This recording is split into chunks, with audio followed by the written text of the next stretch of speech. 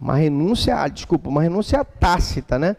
Poderia ser uma renúncia expressa se ela colocasse, né, expressamente o direito dela de renunciar. A partir desse momento, ela deixa de ter interesse de agir. Ela passa a não ter mais interesse de agir. Bom, então ele é próprio daquele que deseja o provimento jurisdicional. Assim, não há interesse de agir em qualquer pedido de anulação de processo por parte do condenado quando declarada extinta a punibilidade. Ora, se eu já tive extinta a punibilidade pela prescrição, pela decadência, pela coisa julgada, pela litispendência, não há mais o interesse de agir. Como é que eu vou pedir, então, já está declarada a extinta punibilidade, e o condenado vai, então, pede uma coisa que já está declarada extinta. Não tem sentido de ser, tá? Se não puder, né, declarada extinta a punibilidade e não puder a condenação produzir qualquer efeito penal ou civil. Declarou-se extinta a punibilidade, não se vai produzir nenhum efeito civil. Por que eu falo em efeito civil aqui? Porque vamos lá. Suponhamos que tu está dirigindo o teu carro em alta velocidade naquela estrada esburacada de Araguaína. Tu, a tua mulher, 2 filhas, e aí atravessa no meio da rua um carro com um boiadeiro, com um cavalo. Tu atropelas o cavalo, matas o boiadeiro, tua mulher que está do lado morre, as tuas filhas, uma fica com problema, fica paraplégica e outra fica bastante ferida, e aí tu vais então pedir o perdão judicial, porque as consequências daquele fato foram tão graves que já te puniram naturalmente. Mas aí, mesmo que haja a declaração de extinção da punibilidade, eu posso ter uma ação civil da família do boiadeiro contra o motorista, porque ele matou o boiadeiro. Então, nesse caso, há um interesse dele de agir para que ele continue batalhando para provar a sua inocência, ou conseguir um perdão judicial, de forma que ele fique eximido de pagar a reparação do cível. Então, veja que nesse caso há um interesse de agir, porque se ele não agir, vai ser declarada, vamos supor, extinta a punibilidade pela prescrição, mas vai subsistir o efeito civil, que ele vai ter que indenizar a família do boiadeiro que ele atropelou e matou. Bom, legitimidade ad causam. Cuidado, porque isso pode ser pergunta de prova. Perigo. Legitimidade ad causam. Já a legitimação para agir existe quando a parte é titular de um dos interesses em litígio. Ora, a vítima de calúnia é a titular do bem jurídico honra, que foi ofendido pela conduta da outra pessoa. O titular do direito autoral, ele tem legitimidade porque ele é o titular do interesse em litígio, o direito autoral daquele livro que ele fez e que foi copiado. Na ação penal, parte legítima, cujo sujeito ativo é apenas o Estado, a administração na figura do Ministério Público, único titular do ius puniendi, só ele tem legitimácio ad causam. Na ação penal pública, só o Ministério Público tem legitimidade para promover a ação penal. Beleza? Só ele tem legitimidade ad causam. De outro lado, o réu também deve ser legitimado para a ação. Ora, se eu estou recebendo um inquérito policial, eu vou fazer uma denúncia contra um imputável maior de 18 anos. Mas se eu receber um BOC, eu não posso oferecer denúncia contra um adolescente menor de 18 anos. Tá certo?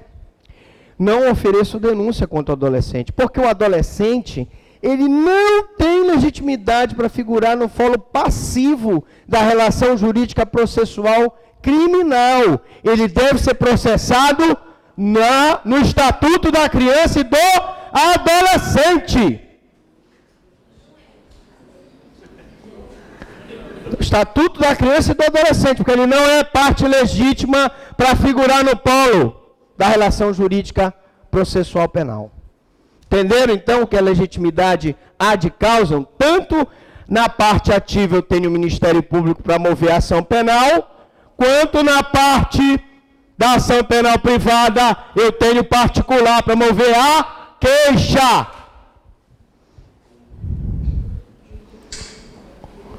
Quem, então, só explicando, o pedido do autor há de ser feito. Fala-se também nas condições negativas da ação, ou seja, a falta de fatos instintivos da ação, como coisa julgada, decadência e renúncia. Eu também não passo a não ter mais legitimidade ad causam e mais interesse processual quando eu tiver coisa julgada, tiver decadência ou tiver a renúncia. Mas tais condições podem ser consideradas como pressupostos processuais. Então vamos lá para as condições de procedibilidade. Antes de falar das condições de procedibilidade, é importantíssimo que a gente fale da legitimidade ad processo, ou capacidade postulatória. Evidentemente que para fazer a defesa em juízo, para apresentar a resposta à acusação, ou para oferecer a queixa, que é a peça da ação penal privada, se fala em capacidade postulatória ou legitimidade ad processo. Então, eu tenho legitimidade ad causam e tenho legitimidade ad processo. A capacidade postulatória é aquela que é exercida pelo advogado. O advogado é quem tem a capacidade postulatória, que pode não só fazer a defesa em juízo, como pode também fazer ajuizar a queixa, né, que é uma peça de ação penal privada. Bom, condições de procedibilidade. Nós já vimos que a ação penal pública, ela pode ser condicionada. E ela pode ser condicionada à representação do ofendido ou à requisição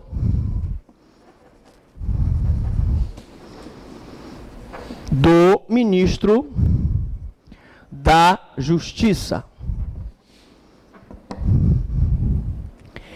Então, a gente fala em condições de procedibilidade. Então, além das condições da ação, que são gerais, existem as condições de procedibilidade, que são condições especiais.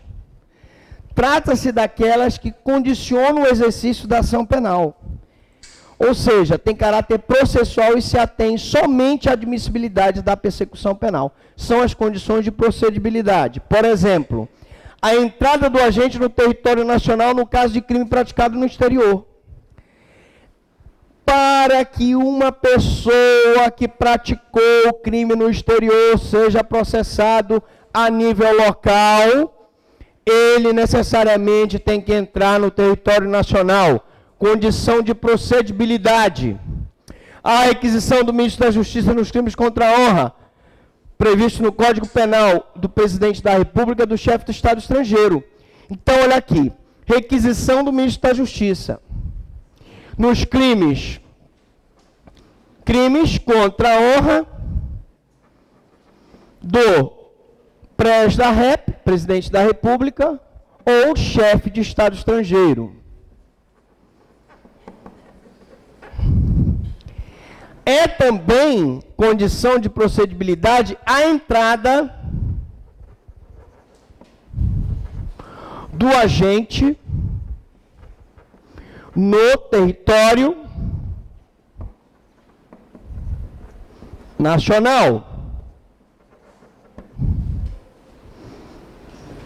A representação do ofendido em determinados crimes. Representação do ofendido. Nós explicamos na aula passada que o crime de ameaça, o crime de perigo de contágio venéreo e vários crimes do Código Penal são de ação penal privada condicionada à representação do ofendido. Significa que se o ofendido não oferecer a representação, que é uma autorização para que o Ministério Público promova a ação, não haverá ação penal. Na próxima aula, nós vamos ver a ação penal parte 3.